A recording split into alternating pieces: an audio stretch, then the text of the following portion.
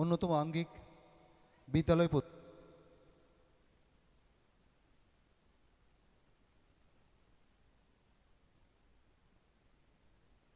Hello, এই তো ঠিক আছে তো। দেওয়াল পত্রিকা বা পূর্ণাঙ্গ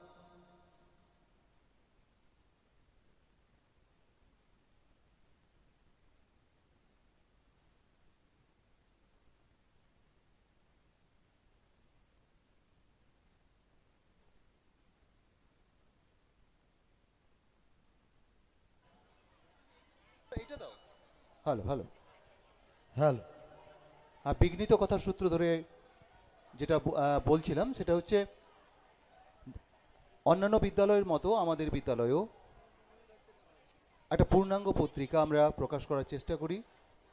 সেটা হয়তো নিয়মিত ব্যবধানে আমাদের করা সম্ভব হয়ে ওঠে না বিভিন্ন প্রতিকূলতার কারণে, কিন্তু আমাদের দেওয়াল পত্রিকা স্যার মঞ্চে আসুন।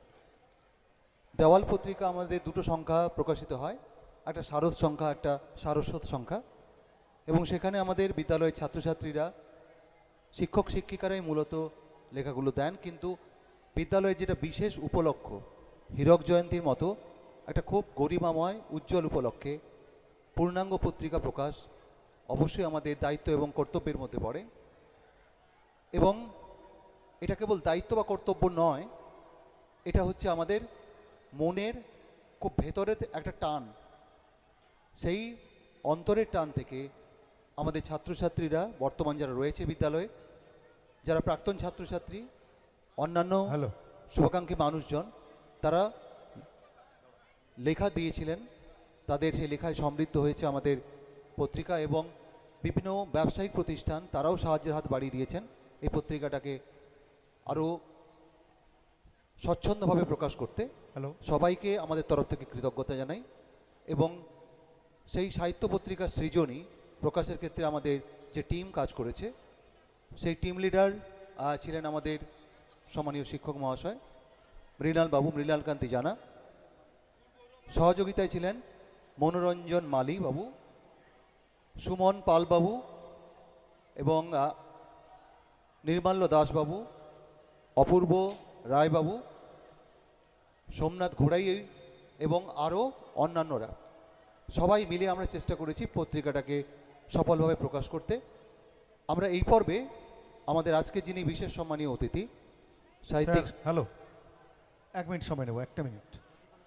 আমরা আমাদের অতিথি মঞ্চে আহ্বান জানাচ্ছি উত্তর কচুয়া এসকে ইউএসের ম্যানেজার সিদ্ধার্থ জানা মহোদয় এবং কর্মচারী অনুপ মাইতি মহোদয়কে আমরা আমাদের অতিথি মঞ্চে আহ্বান জানাচ্ছি এবং তাদেরকে আমরা বরণ করে নেব। আমাদের বরণ টিম রয়েছে, সিদ্ধার্থবাবু এবং অনুপবাবু, আপনারা খুব দ্রুত আমাদের অতিথি মঞ্চে চলে আসুন এবং আসন গ্রহণ করুন। সৌমেনবাবু শুরু করি। তো আমাদের পত্রিকা প্রকাশের ক্ষেত্রে দুটো কথা বলার রয়েছে, সেটা নতুন কোনো কথা নয়। পৃথিবীতে হয়তো আজ পর্যন্ত কোনো পত্রিকা প্রকাশিত হয়েছে কিনা আমি জানি না, যেটাতে হয়তো একদম নিখুঁত প্রকাশনা হয়েছে বা ভুল থাকেনি, হতেও পারে, আমার সীমাবদ্ধ জ্ঞানের বাইরে অনেক কিছুই থাকতে পারে, পারফেক্ট নিখুঁত কোনো ব্যাপার। কিন্তু ছাত্রছাত্রীদের নিয়ে যে সমস্ত কাজ করতে হয় সেক্ষেত্রে খুঁত থেকেই যায়, এবং সেই খুঁত ত্রুটি হিসাবে আমরা দেখিনি, আমরা দেখেছি এটা অঙ্গ হিসাবে, it's a part of the inter matter. তো সেইখানে হয়তো কিছু ত্রুটি আপনাদের চোখে পড়তে পারে। তাছাড়া আমাদের প্রস্তুতি পর্বে সময়টা আমরা খুব কম পেয়েছিলাম বিভিন্ন কারণে, খুবই কম সময়ের মধ্যে পত্রিকা প্রকাশ সম্ভব হয়েছে। যাদের অক্লান্ত পরিশ্রমে সেই ওয়ার্কিং টিমকে ব্যক্তিগতভাবে আমি বলবো না, সমষ্টিগতভাবে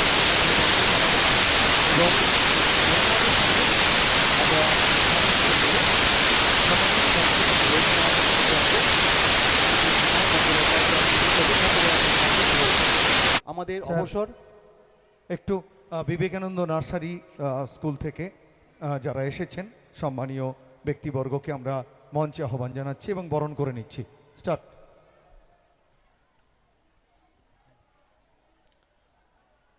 আমরা এই পর্বে প্রকাশনার কাজে যে টিম কাজ করেছে কন্টেই পারফেক্ট প্রিন্টার্স, তাদের প্রতিনিধিদের হয়তো এখানে পাইনি, কিন্তু তাদের রাত্রি দিন পরিশ্রম, কারণ তাদের ওই শ্রম ছাড়া আমাদের পক্ষে এই প্রকাশ সম্ভব হতো না।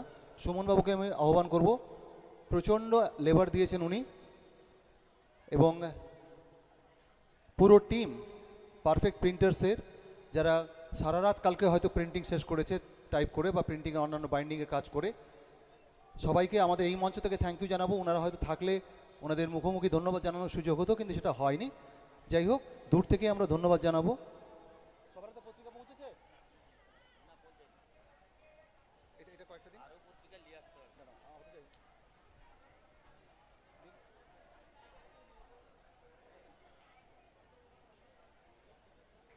এটা কাটা হবে।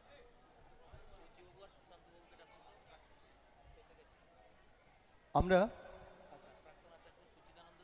প্রাক্তন আচার্য সচ্চিদানন্দ দিন্ডা মহোদয় এবং সুশান্ত কুমার জানা মহোদয়কে আহ্বান জানাবো মঞ্চে আসার জন্য।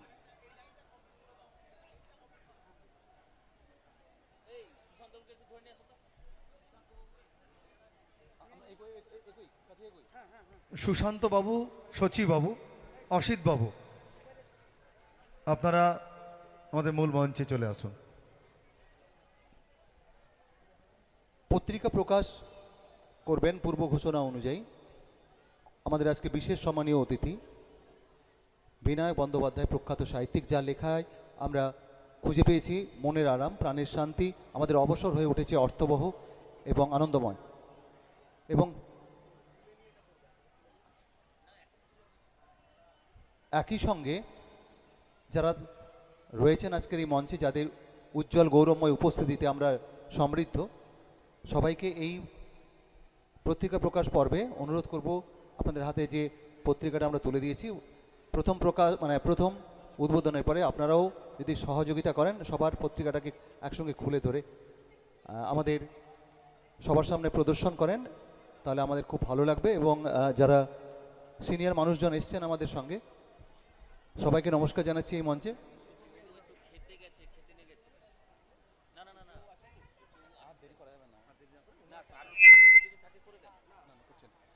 আমরা সবাইকে অনুরোধ করব, যারা মঞ্চে উপস্থিত রয়েছেন গুণী ব্যক্তিবর্গ, একটু স্যার আপনারা যদি কাইন্ডলি উঠে দাঁড়ান, পত্রিকাটা হাতে নিয়ে আমরা অনুরোধ করব স্যার। প্রথম অনুরোধ করব প্রখ্যাত সাহিত্যিক ও কবি বিনায়ক বন্দ্যোপাধ্যায় মহোদয়কে পত্রিকার আবরণ উন্মোচনের জন্য।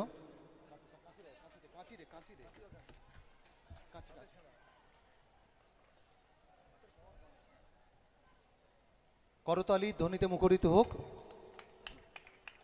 এবং অভিনন্দিত হোক আমাদের এই উদ্যোগ। বর্তমান শিক্ষক শিক্ষিকা, প্রাক্তন ছাত্রছাত্রী এবং বিদ্যালয়ের সঙ্গে সংশ্লিষ্ট বিভিন্ন ব্যক্তিবর্গের সুচিন্তিত লেখায় সুন্দর হয়ে উঠেছে, সমৃদ্ধ হয়ে উঠেছে আমাদের মনের কাছাকাছি থাকা এই পত্রিকা সৃজনী। এবং আমরা আশা রাখবো আপনারা এর গুণাগুণ বা ত্রুটি বিচ্যুতিকে ক্ষমা করে এর সম্পর্কে মতামত আমাদের জানাবেন। ধন্যবাদ জানাবো সবাইকে। আমি এই পর্বে অনুরোধ করব প্রখ্যাত সাহিত্যিক এবং কবি বিনায়ক বন্দ্যোপাধ্যায়কে ওনার মূল্যবান বক্তৃতা আমাদের সমৃদ্ধ করার জন্য, এবং বাকিদেরকে অনুরোধ করবো স্যার আপনারা আসন গ্রহণ করুন প্লিজ।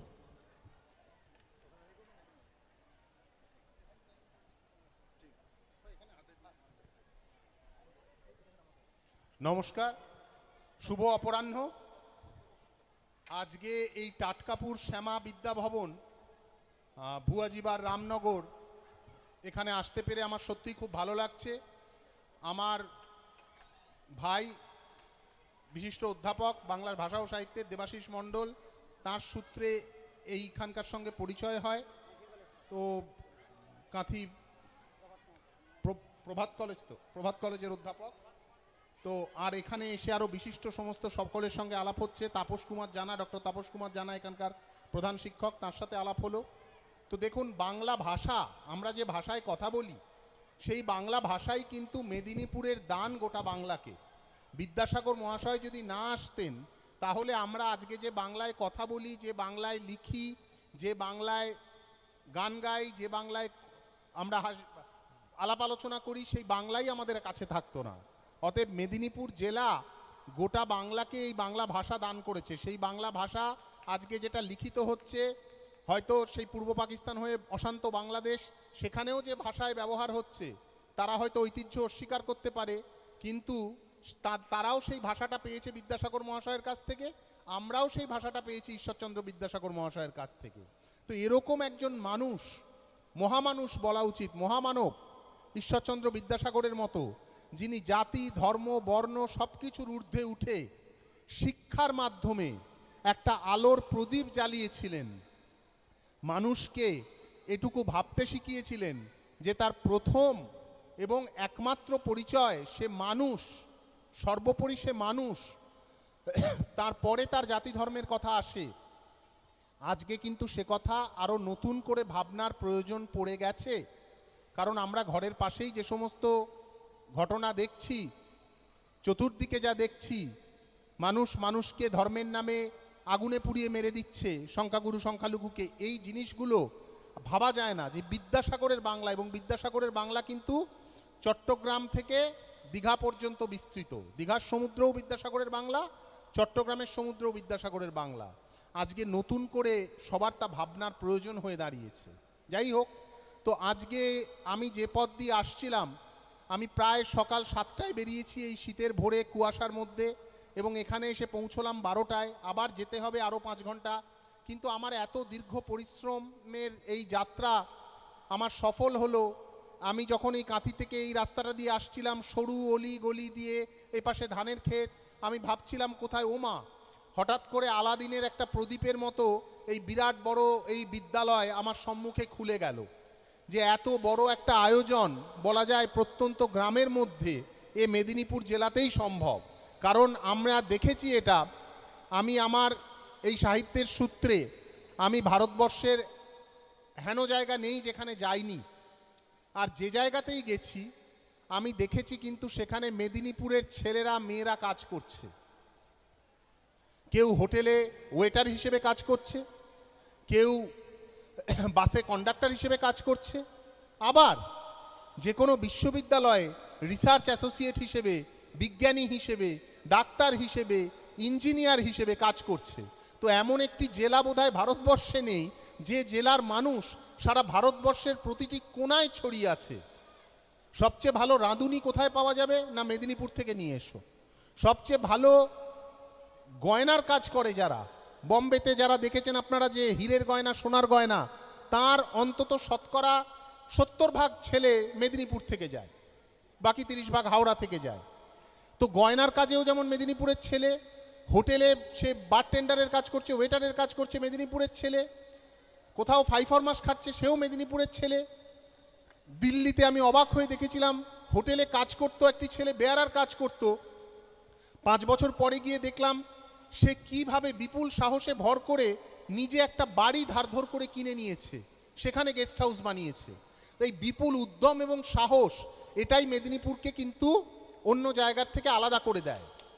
আজকে আমরা সবাই জানি ভারতের ভেতর ব্রিটিশ শাসন যখন চলছে, তখন প্রথম স্বাধীন তাম্রলিপ্ত সরকার হয়েছিল এই মেদিনীপুরেই। 1930 সালে হয়েছিল চট্টগ্রামে মাস্টারদা সূর্য সেনের নেতৃত্বে, আর 42 সালে এখানে শ্রদ্ধেয় স্বর্গত সুশীল ধারা, সতীশ সামন্ত তাদের নেতৃত্বে তাম্রলিপ্ত সরকার হয়েছিল। পরাধীন ভারতে যারা স্বাধীন ভারতের পতাকা ওড়াতে পারে, মেদিনীপুরের সেই সব বীর সেনানী, সেই পরম শ্রদ্ধেয় মানুষদের, সতীশ সামন্ত থেকে সুশীল ধারা, মাতঙ্গিনী হাজরা তো তার কথা বলাই বাহুল্য, আমার প্রণাম জানাই।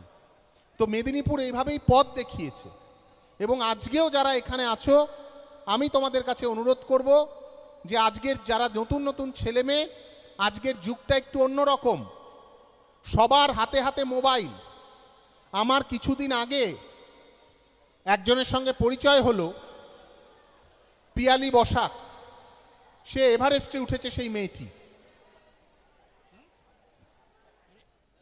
তো পিয়ালি বসাক এভারেস্টে উঠেছে। পিয়ালি আমাকে একটা অদ্ভুত কথা আমি ওর থেকে জানলাম, এভারেস্টে যখন উঠতে হয় তখন অন্ধকারে উঠতে হয়। যখন নিশুত রাত্রি অন্ধকার, তখন পাহাড়ের উপরে উঠতে হয়। আমি এটা জানতাম না। এবার আমার মতো আপনাদেরও মনে প্রশ্ন জাগবে যে সকালবেলার আলো ছেড়ে কেউ রাতের অন্ধকারে ওই এভারেস্টে উঠবে কেন, তাই না? কারণটা খুব সহজ।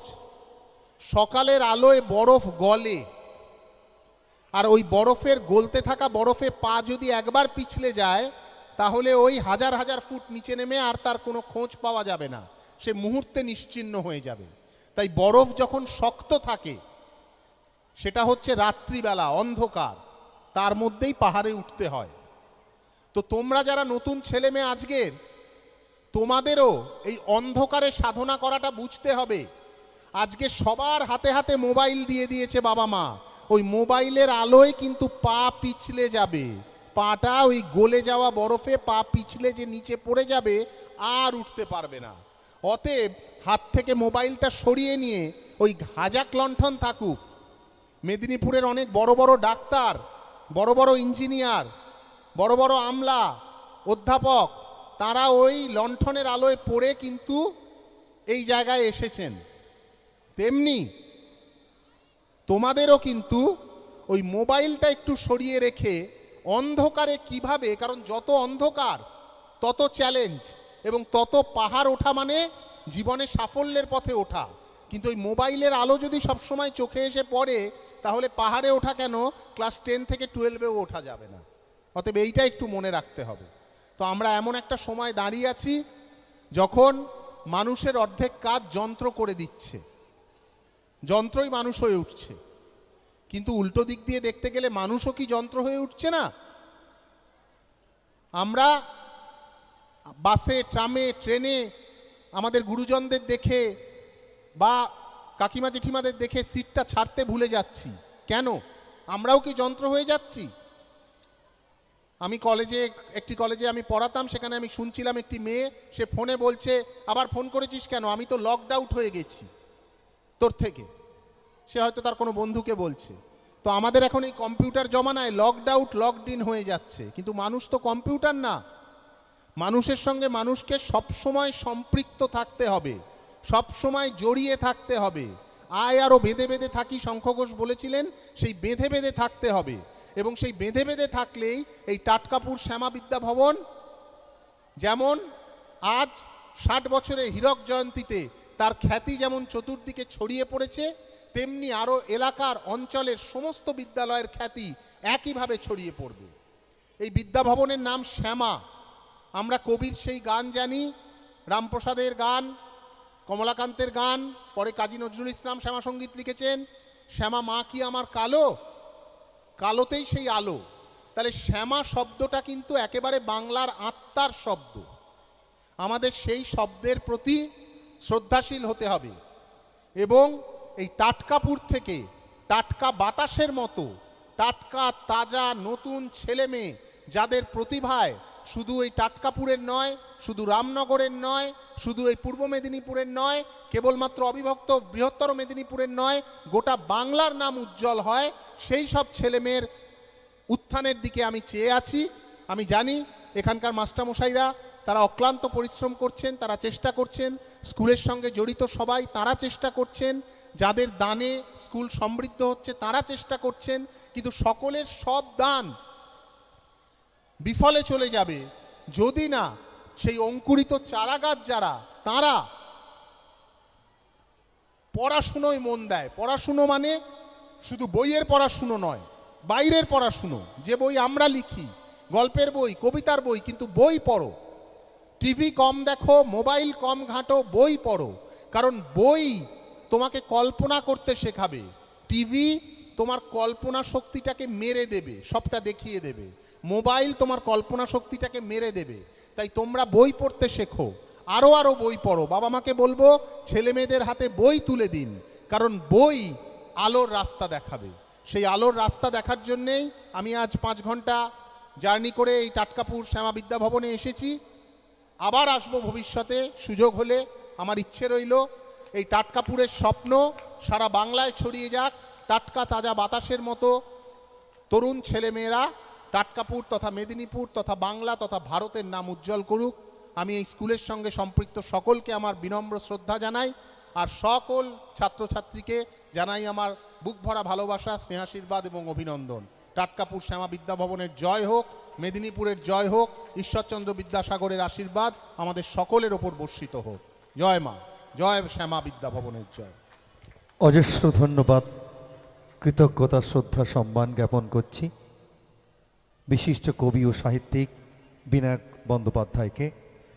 তার আজকে প্রদর্শিত পথে আমাদের চলতে হবে, আর সেই দেখানো পথেই কিন্তু আমাদের উত্তরণ হবে। আমরা চলে আসব আমাদের পরের পর্ব, চতুর্থ পর্ব, প্রাক্তনী সম্মেলন। এই প্রাক্তনী সম্মেলনের প্রাক্তনী কমিটির যিনি সভাপতি রয়েছেন, আমি মাইক্রোফোন তার হাতে তুলে দিচ্ছি। তিনি এই সম্মেলনের শুভ সূচনা করবেন। তারপর প্রাক্তনী কমিটির সম্পাদক দয়াল চাঁদ সাহু তার হাতে মাইক্রোফোন তুলে দেবেন, তিনি সঞ্চালনা করবেন।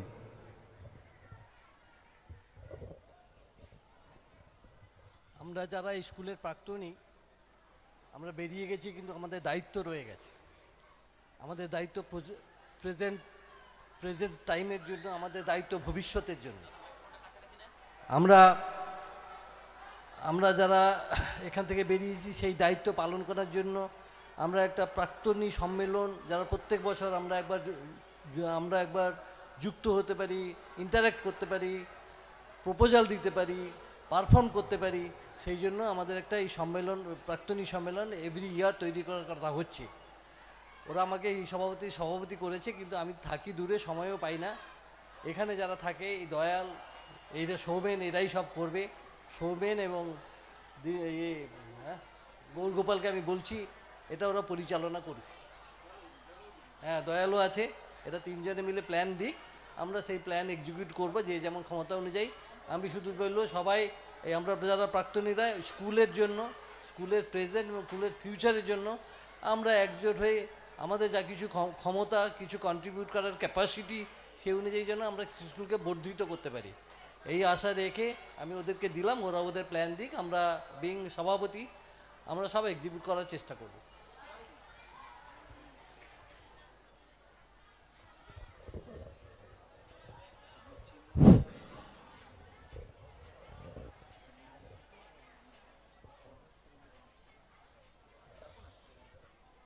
নমস্কার। মঞ্চে উপবিষ্ট বিশিষ্ট সাহিত্যিক বিনায়ক বন্দ্যোপাধ্যায় সহ আমার আচার্যকুল, আমার প্রণম্য, যাদের কাছে আমার হাতে খড়ি, যারা আমাকে উপযুক্ত করে তুলতে সাহায্য করেছেন, শ্রদ্ধেয় আচার্য অসিত বরণ সামন্ত মহাশয়, শ্রদ্ধেয় সুশান্ত কুমার জানা মহাশয়, শ্রদ্ধেয় সচ্চিদানন্দ দিন্ডা মহাশয়, এরা মঞ্চে উপবিষ্ট রয়েছেন। বর্তমানে এই বিদ্যালয়ের যশস্বী প্রথিতযশা প্রধান শিক্ষক শ্রীযুক্ত তাপস কুমার জানা মহাশয়, আমি প্রত্যেককে আমি আমার যথাযোগ্য স্থানে আমি আমার প্রণাম, এবং মঞ্চে উপবিষ্ট যত আমার প্রাক্তনী সব রয়েছে প্রত্যেকে আমি আমার অন্তরের অন্তঃস্থল থেকে প্রীতি, শুভেচ্ছা, ভালোবাসা এবং বর্তমান ছাত্রছাত্রী এবং এই বিদ্যালয়ের শিক্ষক শিক্ষিকা মণ্ডলী ও অশিক্ষক কর্মচারী তথা এই বিদ্যালয়ের সাথে সংশ্লিষ্ট সমস্ত অভিভাবক, অভিভাবিকা এবং এই বিদ্যালয়ের সমস্ত শুভাকাঙ্ক্ষী, শুভানুধ্যায়ী ব্যক্তিবর্গ এবং স্থানীয় বিশিষ্ট ব্যক্তিবর্গ সহ গ্রামবাসী বন্ধুগণ, এবং এই বিদ্যালয়ের প্রতিষ্ঠা লগ্নে যার অবদানে এই বিদ্যালয় গড়ে উঠেছিল, শ্যামাপদ মূলা মহাশয়, তাঁর সুযোগ্য পুত্রদ্বয় অনাদি মূলা এবং কৃষ্ণকান্ত মূলা, এরা আমার কৃষ্ণকান্ত আমার সহপাঠীও বটে। এরা প্রত্যেকে এখানে উপস্থিত আছি, প্রত্যেককে যথাযোগ্য স্থানে আমি আমার প্রণাম, সম্মান, প্রীতি, শুভেচ্ছা, ভালোবাসা এবং অভিনন্দন জানাই। অত্যন্ত ভালো লাগছে, আমরা দেরিতে হলেও আমরা প্রাক্তনী সম্মেলনের শুভ সূচনা করেছি। এই সূচনা পর্বে সকলে উপস্থিত আছে, যারা যারা আজকে প্রাক্তনীরা উপস্থিত হয়েছে প্রত্যেকের কাছে আমার অনুরোধ থাকছে, তারা যারা বক্তব্য রাখতে চায় অবশ্যই একে একে এসে সুচারুভাবে এখানে তাদের বক্তব্য পেশ করবে। এবং এই পর্বে আমি সকলকে সাদর আমন্ত্রণ জানাচ্ছি, যারা দূরে ছড়িয়ে ছিটিয়ে প্রাক্তনীরা রয়েছেন অবশ্যই আমাদের মঞ্চে কাছে আসবেন বা অতিথি মঞ্চে অবশ্যই এসে বসে অংশগ্রহণ করবে, এই অনুরোধ থাকছে।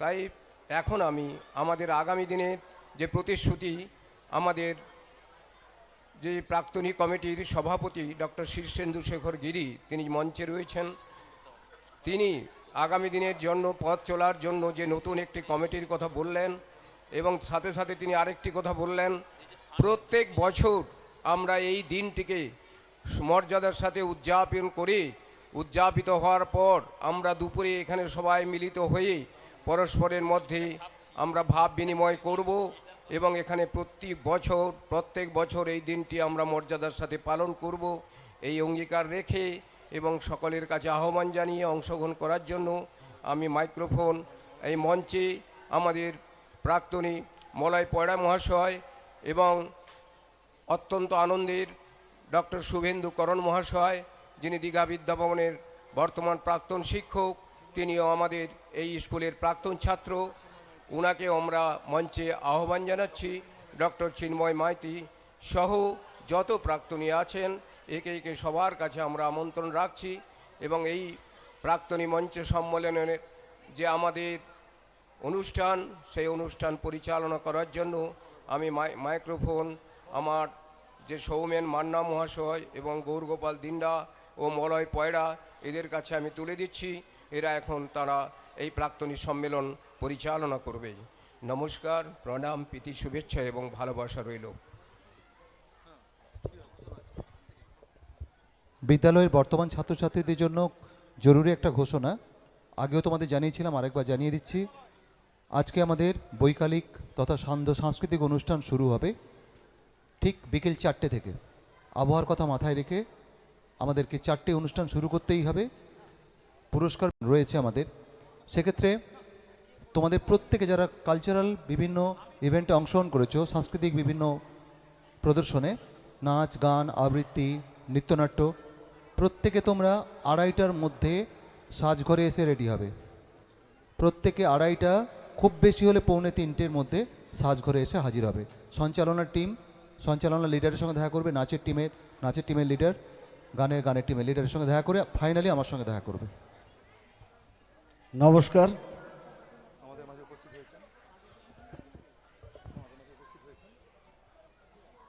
আজ এক শুভ দিন যেখানে আমরা টাটকাপুর সেবা বিদ্যাভবনের হীরক জয়ন্তী পূর্তি উৎসব আমরা করতে চলেছি। আজ প্রথম দিন, আজ এবং কাল দুদিন ধরে চলবে, 5 এবং 6, আজকে 5 তারিখ। তো এই শুভ দিন শুভক্ষণে আপনারা যারা উপস্থিত আছেন প্রত্যেককে আমার তরফ থেকে এবং আমাদের সবার পক্ষ থেকে জানাই সংগ্রামী অভিনন্দন, প্রীতি, শুভেচ্ছা, ভালোবাসা। এবং মঞ্চে আসীন যে সমস্ত গুণী ব্যক্তিবর্গ আমাদেরকে এই অনুষ্ঠানকে অনেক প্রাণবন্ত করে তুলেছেন, তাদের প্রত্যেককে জানাই আমার প্রণাম। আমার এবং আমার স্কুলের পক্ষ থেকে জানাই প্রণাম, স্বাগত। ওনারা আগামী দিনে আমাদের সাথে থাকবেন কথা দিয়েছেন।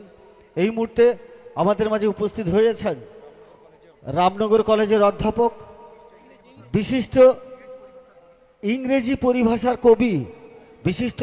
পরিভাষার কবি, রামনগর কলেজের অধ্যাপক ডক্টর সত্যসুন্দর সামন্ত।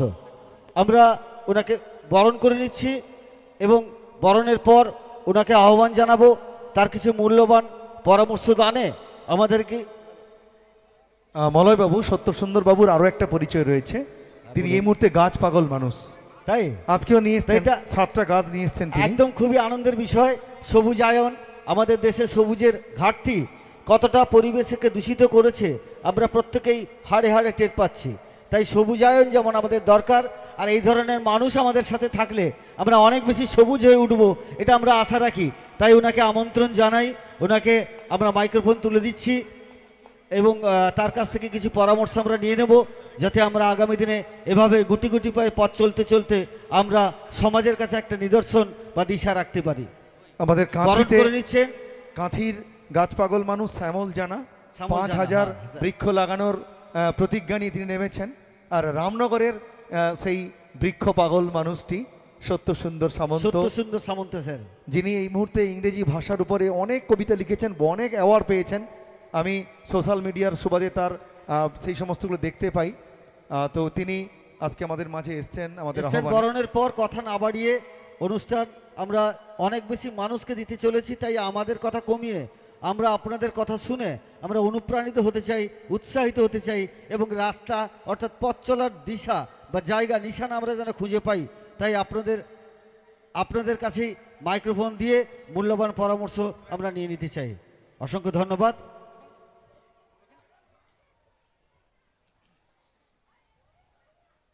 জয় জগন্নাথ।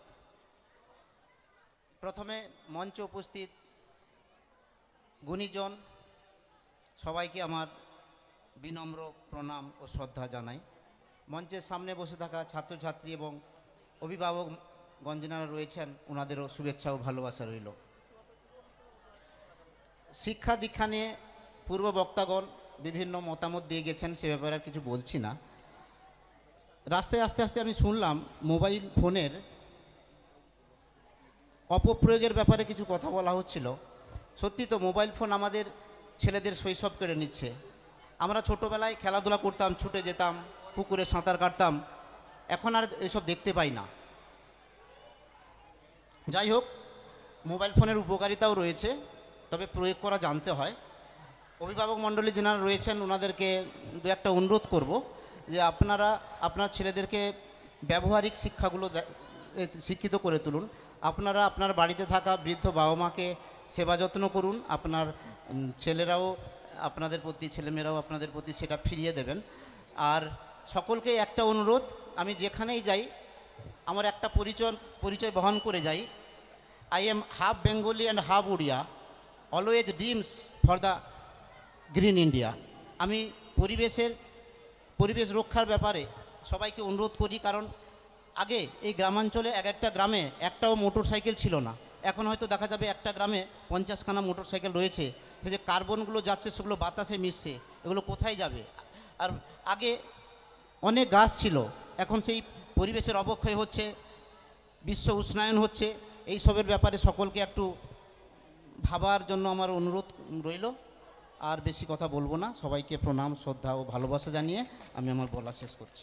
অসংখ্য ধন্যবাদ স্যারকে, তার মূল্যবান পরামর্শ দানে আমাদেরকে সমৃদ্ধ করলেন। আমরা অনুষ্ঠান এগিয়ে চলবে, এভাবেই চলবে। যারা এখনও মধ্যাহ্ন ভোজন করেননি তাদের কাছে একান্ত অনুরোধ, আপনারা মধ্যাহ্ন ভোজনটা করে নেবেন।